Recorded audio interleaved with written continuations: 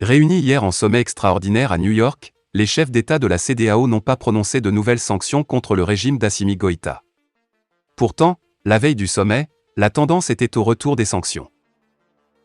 Mais aucune n'a donc été décidée, en dépit du fait que certains pays, tels le Niger ou la Guinée-Bissau, se disaient prêts à suivre la Côte d'Ivoire si celle-ci les exigeait.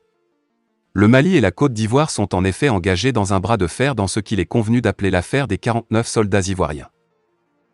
À New York, la CEDEAO a, pour la première fois, demandé la libération immédiate et sans condition des militaires retenus depuis plus de 2 mois, soutenant ainsi pleinement la Côte d'Ivoire qui déplore une affaire ubuesque, selon le terme d'un proche du président Alassane Ouattara. Bamako accuse ces soldats venus en appui à la mission des Nations Unies d'être des « mercenaires ». Guillaume Soro vient d'être nouvellement élu à la tête de GPS. Vêtu de sa nouvelle tunique de président de Génération et Peuple Solidaire refuse de perdre du temps dans le verbiage. Côte d'Ivoire, Guillaume Soro décide de ne plus répondre aux insultes.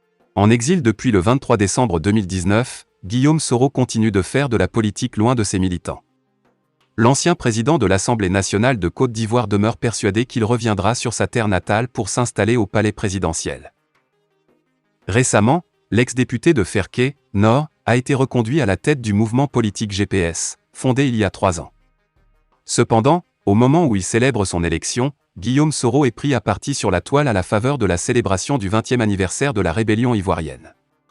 En effet, des internautes reprochent au mentor de Soul Toussoul d'avoir conduit la Côte d'Ivoire dans une impasse en prenant la tête de la rébellion. Pour sa part, Guillaume Kigabfori Soro, GKS, a fait savoir que certains qui n'étaient même pas encore nés passent pour des experts de ce qu'ils ne savent pas. Pourtant, je les vois clamer leur amour pour Mandela, Sankara, Che Guevara. Ils n'ont pas fait leur révolution avec des lance-pierres, a-t-il écrit sur Twitter. Selon lui, la Côte d'Ivoire a un problème avec son éducation nationale. Il a ajouté que l'alphabétisation doit être continue pour qu'on puisse s'entendre et se comprendre. Je me souviens du 19 septembre. Que de déchirement. Le tout est de se relever dans l'espérance, s'est-il exprimé.